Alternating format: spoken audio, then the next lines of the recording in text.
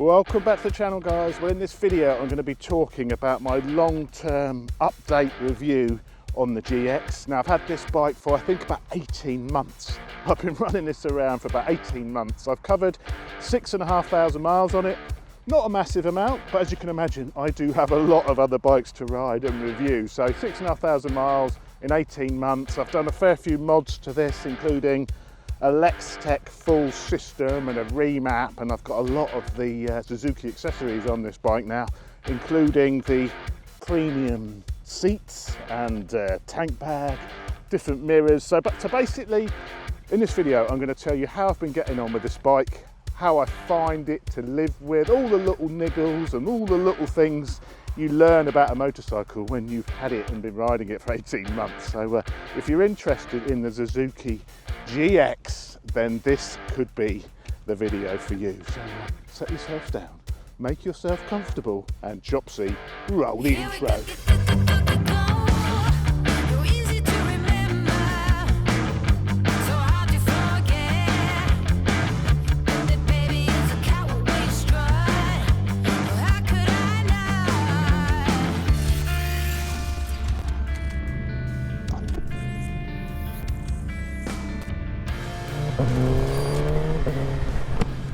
So before we get into everything about this motorcycle, let me just sort of cover some bit of information about where this bike came from. So I went on the launch of this machine when it first came out, which is in Portugal, and I asked Suzuki then if I could have a long-term version of the GX that I could use on the road to see how I got on with it, see what it was like to live with, and they agreed. I think it was March 2024 I took delivery of this bike, absolutely brand new. I did the run-in, run it in really well, and because I thought I was probably going to buy this at the end of the loan.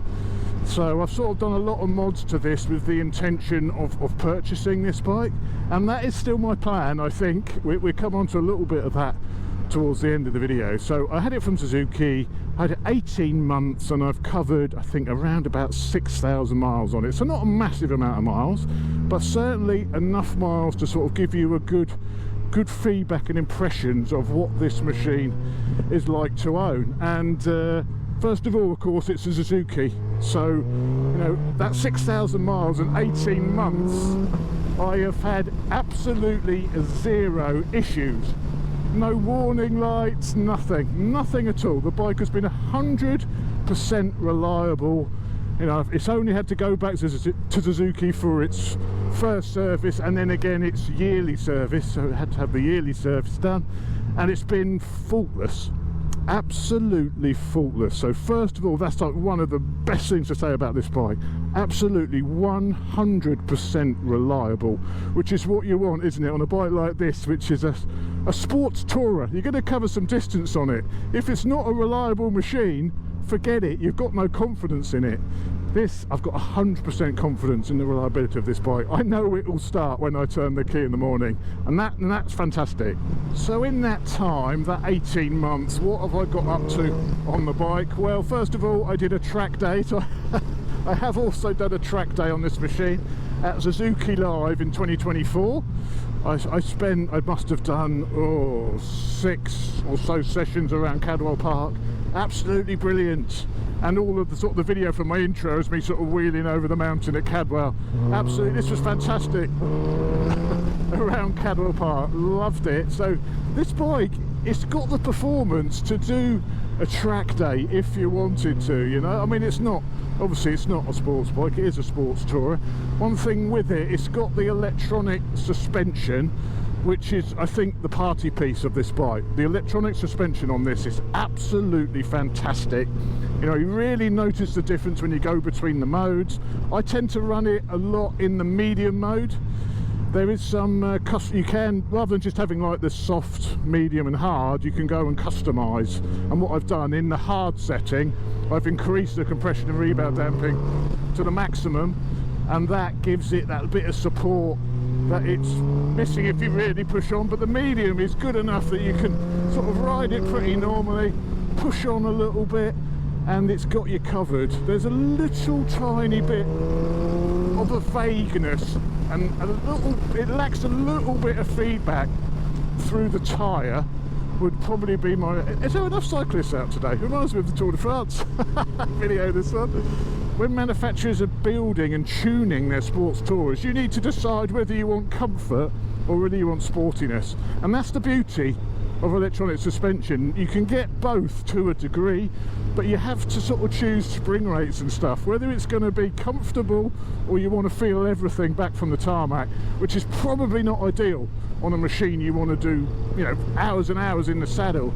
So Suzuki have gone for, I'd say, a bit of an in-between. So you've got good feedback, but you've not got supreme. I can't really feel that much about what the texture's doing, and that tends to lead to a little bit of vagueness, a tiny little bit of vagueness. But you just have to sort of, I know this bike handles, so you just push through that and put a bit of confidence in the tyres that the bike can do it. So that would be my only real criticism about the handling of it, that slight vagueness. The stock rubber is absolutely pretty terrible. The stock Dunlop OEM fitment, get rid of those as soon as you can, because they destroy any feeling you might get through the suspension instantly. So I recommend changing the stock rubber. I also recommend increasing I've increased the profile size of the rear tyre. I've actually got a 250 on this at the moment, just to raise the back of the bike up a little bit. And this is something I noticed when I started riding this. The back was quite low. It felt like it needed a little bit more weight over the front wheel. So I actually run a 250 on the rear, which has sort of lifted the rear. I also run it, as you can see on the screen there, in the two-person mode. So I've got a pillion on, so the rear preload is maxed out. You know, obviously the rear preload on this is electronically adjustable. Because I'm a big guy, I run it with a pillion on, just to again maximise preload on the rear and to sort of a little bit more weight on the front wheel. But set up like that, I think the bike handles amazingly well, and it's supremely comfortable. This has the Showa Skyhook system, the suspension on this bike. It's Suzuki's first ever bike with electronic suspension, and you can tell they've put a lot of development work into it, and I think it's the highlight of the bike. The plushness of the ride, the amount of feel and the sporty nature of the chassis and the way the suspension works together. It's definitely a sports tourer. You know, it's a more sporty ride than, say, the Versys 1100. The Versys 1100 is gone towards more the touring side and a bit more comfort. The GX is definitely back towards the sporty edge. It's not as sporty as, say, the Tracer. I think the Tracer Yamaha have gone a bit more sporty with the chassis and the suspension, and you get a bit more feedback on that bike, but you could say the ride quality suffers on longer distance. I think Suzuki have got this suspension perfect, in that perfect spot between comfort and performance. So while we're pulled over, let's just go through a few little details of the GX and what I've done with it in that 18 months. So where do we start? I guess the exhaust. So at the start of this season, I put on this Lextech exhaust system. Now I put a link to the video at the top where we installed this. We also went to see Steve Jordan and we did a full mapping of this bike as well. But this exhaust has done roughly about 4,000 miles, I guess, about 4,000 miles on this now. It's stainless steel, it's been out in all weathers. It was quite salty when I first had this installed, and I did a bit of winter riding on it. And you know, considering I haven't really looked after it, I've never sort of sat down and given it a proper clean, it's actually held up really rather well, I think. For a £470 system, I've been really quite impressed with it. One thing I think might be happening, because when we mapped it, we left all the fuel overrun on and stuff. The bike does pop and crackle quite a lot, and I think that's taken its toll on the baffles. And I think this exhaust has got a little bit louder in the time that I've been using it. Now I've not got a baffle in it, but I mean the packing materials. I think the pops and bangs and beautiful sounds have taken their toll a little bit on the volume, because I fancy it's getting louder now. So I'm considering sort of repacking the exhaust or Well, I love the pops and bangs. I don't want to turn off the pops and bangs because it's absolutely what makes this bike so much fun to ride, but I think the exhaust is going to need repacking because I do fancy it's getting a little bit louder. Another mod I've made is I've put on the smaller screen for the summer. So what I tend to do is during the summer months, when obviously you want the airflow, when it's been hot, and let's be honest, this summer's been quite amazing, isn't it? So I had this little Pugue screen, which is from Pyramid Accessories. So I run that screen in the summer, and as autumn is sort of here now almost, I'll swap it back over to the full screen for the winter to give you that, you know, cold weather protection in the winter. Another fantastic mod was the Aoocci screen I put on this. Now I mentioned this probably over 8 months ago, I suppose, I fitted this screen. It's been absolutely brilliant. I can't recommend these Aoocci products enough. I think it's about £130, and I've got a discount code. If you want to get one of these, there's a discount code in the link, which I think gives you 20% off, and you can get them for, oh, that started it. You can get them for, I think 130 quid. This is the C6 version. It'll come on again now. And if you want to get one of those, like I say, there's some money off. But I do really recommend these. I can't tell you how useful that's been. So yeah, for 130 quid, you can't argue. Front and rear cameras, remote control as well. Yeah, it's an impressive bit of kit for 130 quid. So link in the description. I've also had fitted the full array of R&G protection. So we've got the R&G radiator guards, front wheel spools, engine case protection, and of course your crash bungs. I found the luggage pretty decent on this bike. It doesn't come with luggage, you have to pay extra. I think it's about 1,400 quid for the luggage, but they're, I've got a bike cover in that one, but they're big panniers, bigger than I'd say the Yamaha panniers. You could easily get in these, you know, a full-size crash helmet. I can't do it with mine because I've got the camera and stuff on it, but they're big panniers. They don't stick out any more than the handlebars, so you don't have to worry about sort of filtering with them. You can fit the bars through, you can fit the panniers through, but they're a decent size, obviously waterproof. They don't come with liners or anything, but as you can see, it's a substantial amount of storage in there. The comfort seats, I would say, are an improvement over the standard seat. I think comfort on the bike is good. I wouldn't say it's exceptional, I would call it good, but I say the premium seats are a bit thicker foam, bit more density, high density foam, and I think there's a little bit more comfort with those. Bar end mirrors, these again are from Pyramid Accessories. I'm not sure they have these in stock still though. They're Daytona mirrors, but I'm not sure they still have them in stock, so you'd have to send an email to Pyramid Accessories to see if they can actually get hold of those mirrors still, but I found them absolutely superb. I've used this bike throughout the winter, and I have to say, I mean, I do clean it, I do wipe it over, I do keep it clean, but everything, you know, finish on nuts, wheel nuts, you know, the chain, all the bolt fastenings, you know, everything still really looks like new.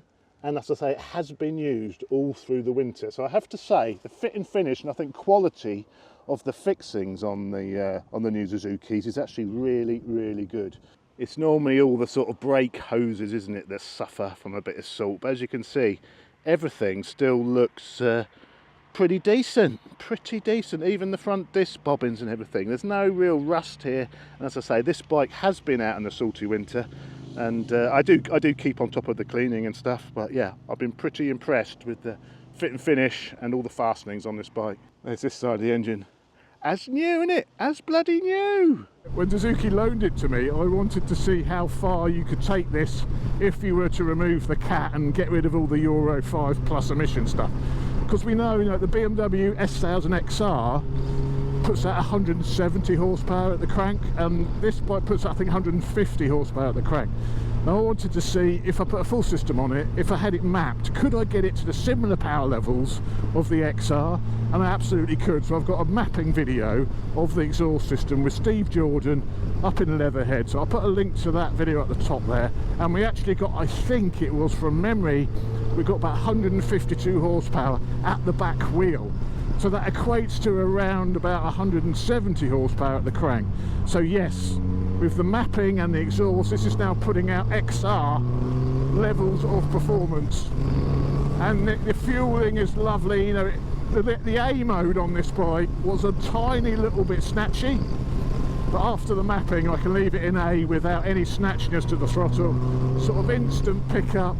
It still feels a little bit lethargic at the bottom end compared to the XR, I'd say. I'd say the XR picks up a little bit quicker, but it's made a massive difference to this machine, that mapping, so I do highly recommend it. And I think it was about £1,000 for the mapping and the exhaust to get this at 170 horsepower. And that makes it a lot of fun, I can tell you. And the sound of that exhaust just sounds absolutely brilliant, and it pops and bangs on the quick shifter, and oh, I love it. It really does bring the noise and the theatre to what can sometimes be a little bit boring straight falls, can't they? A bit boring sounding. But with that pipe on it and all the pops and bangs, it is far from boring, let me tell you. Right, let's have a little bit of a play up the hill climb. Oh, do you hear that? It's a little bit down. I'm going to open my helmet so you can hear it. Popping, banging. That has affected the packing, I think. Oh my goodness, what is going on here? Come on, mate. Here we go. Look. Yeah, waving me past. No, thank you. Not on the corner. He's waving me past. Not on a corner, no thanks. What's he thinking? Look, I'm going to overtake him on a corner. I don't want to die either, mate. Oh, well, he's spoiled our hill climb fun, hasn't he? But the handling of this bike is superb. I've also had the optional Suzuki official heated grips fitted to this bike. They don't come standard. That is one of the few extras you have to add to this. And they work really well, they get really hot. The only sort of criticism with the heated grips is they're not integrated into the screen in any way. So you've got a little button here which you hold down, and then they start flashing, and you have to sort of count the flashes to know what mode you've got the grips in. And you get a bit of a wire here which goes over the top of the switchgear. So even though these are the factory fitted heated grips, there's a little bit of an aftermarket feel to them. You know, and you don't get a little light on the dashboard to say your heated grips are on or what level they're on. It's all very sort of manual.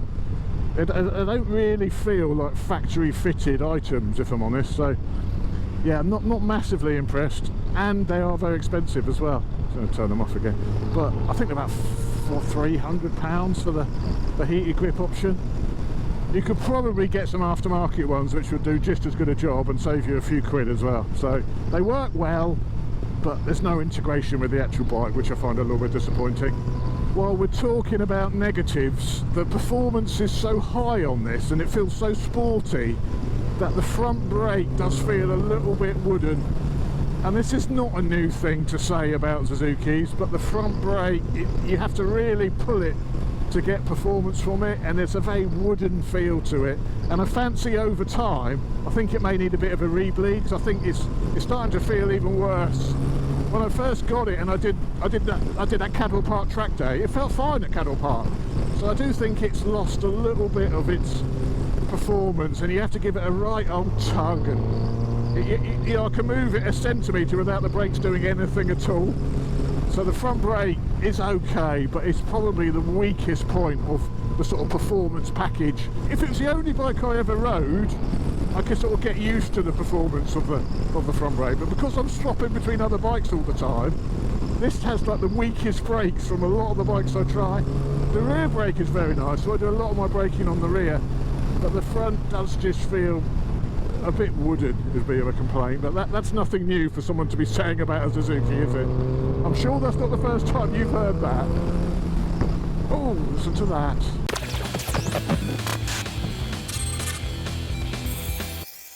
While we're talking about negatives, I'll mention my last negative thing with this bike. Now, this bike has cruise control. Brilliant cruise control, fantastic. You enable it with this button over here, which is a little bit weird, and then the actual cruise control settings are here. So you go along, cruise control set, bang, there we go, cruise is set. Now, unlike other cruise control systems, as you've got this little rocker here, you have to hold it down for it to increase in speed. There's no sort of display to tell you sort of click, click, click, click, click to go up to 70 or whatever. You basically hold it down to slow the bike down and let go, and it will stay at that speed, or push it forward for the bike to speed up and let go when you reach the speed you want again, which is okay, but it means there's a little bit of waiting on the button for it to get to the speed you want, rather than just clicking up and down and having the target speed sort of on the dash. So yes, it's brilliant, it's got cruise control, but it's not the best cruise control system on the market.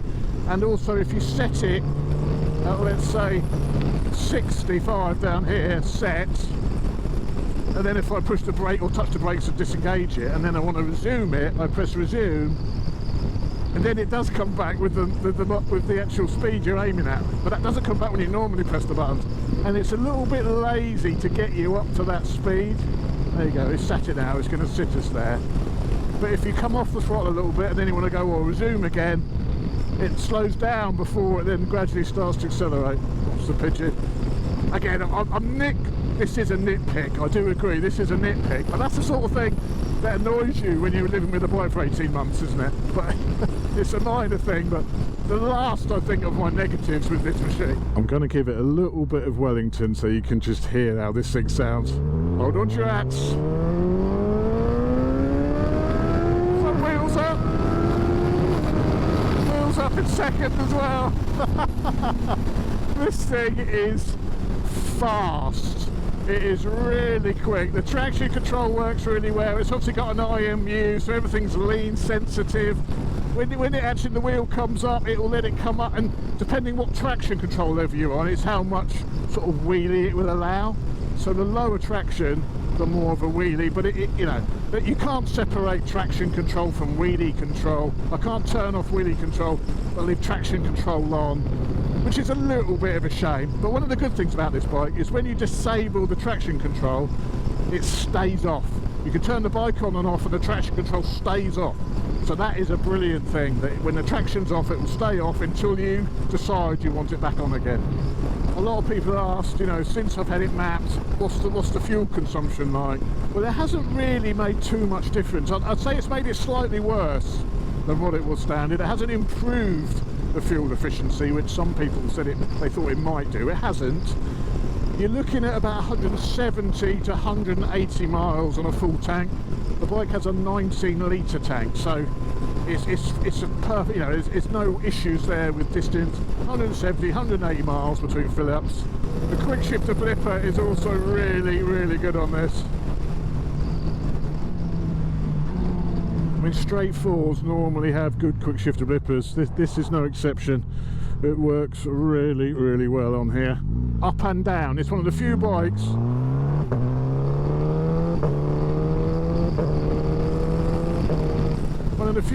you can use the quick shifter blipper sort of 99% of the time. It's a very, very, very good system on this, and I love that. I love just popping it up through the blipper. The exhaust pops, sounds absolutely brilliant. It brings in a real sporty edge to the bike, which I absolutely love.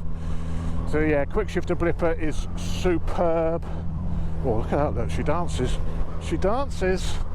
The best thing about this bike, as I mentioned, is the suspension. It's really good, and I love where Suzuki have this sort of targeted from a sports point of view. It's really quite a sporty machine, this, and I do find myself quite often going too fast on it, especially with the exhaust and everything. It eggs you on to go quick. It's a bike which eggs you on because it is sports focused, and I really like it for that. I like the fact that Suzuki have lent into the sporty nature of this machine, and you know, if you want something a bit more focused on touring, then I would say the Versys is a more comfortable bike than this. The comfort on this is pretty good. This has the comfort seat on it, which I think has improved the comfort. I mean, I did a trip to Copenhagen on a GX, not this one. There's a series where we rode these to Copenhagen. I'll link it at the top. And we did sort of 500-mile days on that trip. And after a couple of hours in the saddle, the seat isn't particularly wide. So the comfort on this it's not as comfortable as the Versys. Let's put it that way. But again, it's a good balance between the sportiness of it and the comfort. There are more comfortable sports tourers than one of these, but there are not many bikes which are more sporty on the sports tourer. But I love how Suzuki have sort of positioned this in the sports sort of side. Like I say, the only downside is there's a little bit of a lack of feel from the tyres, you know, a little bit of a lack of feedback. it's not too bad, and you only, once I've been on it 5 minutes, I completely settle into it and know what I'm doing. But if I get off another bike, it sometimes feels a bit vague when I first get on this. It's almost like there's not that much weight over the front, and the front feels a little bit vague. It's very precise, the front end on this, and I do really like the front end, but there is sort of a bit of a vagueness to the feel from the tarmac. It sometimes feels a bit like the front tyres a bit underinflated, would be a best way of describing it. Feels like the front could be underinflated, but it's not. And just don't overthink it, just ride the bloody bike, and then it's absolutely brilliant. But if you get it into your head that the front feels a bit funny, then you could start overthinking things, and it's just the way the bike feels. Just don't worry about it. Just chuck it around, it won't let you down. The headlights on the bike at night are okay. They're not the best lights in the world. There's only like the single lamp, isn't there, which spreads a really nice light. But the only disadvantage of it, or bad thing about it, is it's a bit of a cut-off, you know, where the beam finishes, so because it's just got the single projector light. But it works perfectly fine, and it illuminates the road perfectly fine, but there's just a little bit of a cut-off where the beam finishes, would be my only sort of criticism about the lights on the machine. So all in all, I have really enjoyed my time with the GX. As I say, I love the balance of sports and touring, sports and comfort, let's call it. I love the fact that how everything is so easy to ride, everything just works really well, everything's clear and easy to use, all the controls are simple, it's infinitely reliable, it's good on fuel. It's only when you thrash it that the fuel efficiency starts to fall off. If you ride around sensibly on it, you could get 200 miles per tank out of it quite easily. It's only when you start dicking around and revving it that the fuel economy drops, but that's usual on straight fours. That is very much like straight fours, how they are. But I've absolutely loved this machine, and my plan is still to buy it in December. But I would absolutely buy it straight away. But my situation where I can get long-termers, it is making me think, well, let's just get another long-termer for next year, for, you know, maybe try a Tracer or something rather than buying this. So if it wasn't for that, I would definitely, and I may still buy this, I haven't decided yet. I do, every time I get on this bike, I really enjoy riding it, and I've been taking this out just for fun, not just doing the usual sort of trips you have to do where I have to go and see a manufacturer or go and ride another bike. I do take this out just for fun, just to ride it, because I love how it rides. That is the real test, isn't it, with a machine, if you enjoy riding it. Do you take that bike out when you've got a choice to take other bikes out? And I found I have with this. I've loved how this rides, apart from the fact it's maybe go a little bit, I think the only downside is it's eggs you on, and you can go a little bit faster than what you should on it. And it's not just the fact that I've got the exhaust on it that makes you ride it a bit quick. Even when it was completely standard, I used to ride it a little bit too quickly. It's that sort of bike which is fun, and you want to ride it, you want to push it, you want to chuck it around the corners, and you've got practicality. So I do think of this as a GSX-R, but the panniers. I do think of it as that, a comfortable GSX-R. Blimey. What is going on today with the people all dressed up as cowgirls? What's happening? Cyclists everywhere and cowgirls. What's going on? Let's have a little bit of rear view camera, shall we? Let's see what's going on behind me. Oh, we'll have a bit of front and a bit of rear. Let's just swap it just to rear. Maybe that's the front. The camera's a bit squiff. That's the rear. So these are great. I know people who have actually put these on their bikes because they don't have any mirrors, and they use that as their rear view mirror, which is fine, and that's obviously recording, so it's like a dash cam as well, if you put an SD card in it, if you want to do the recording. But I have been seriously impressed with the little Aoocci screen, and it works brilliantly on this bike. And like I say, that is 10 months old, fault-free, well, apart from the tyre pressure sensors, which I didn't rate and I took off. To be honest, I think it was only the rear one which was a little bit suspect, and I just took them both off. You know, they did offer to send me another one if it was faulty, but I was like, you know, I'm not too worried about tyre pressures. I think sometimes it just gives you something else to worry about, doesn't it? Something else to look at and think, oh, what's my tyre pressures doing? Never mind that, just ride the bloody bike. But there we go, the Suzuki GSX-S1000GX 18-month ownership review, really. And I have to say, I absolutely love this bike. Thanks for watching, guys. See you on the next one.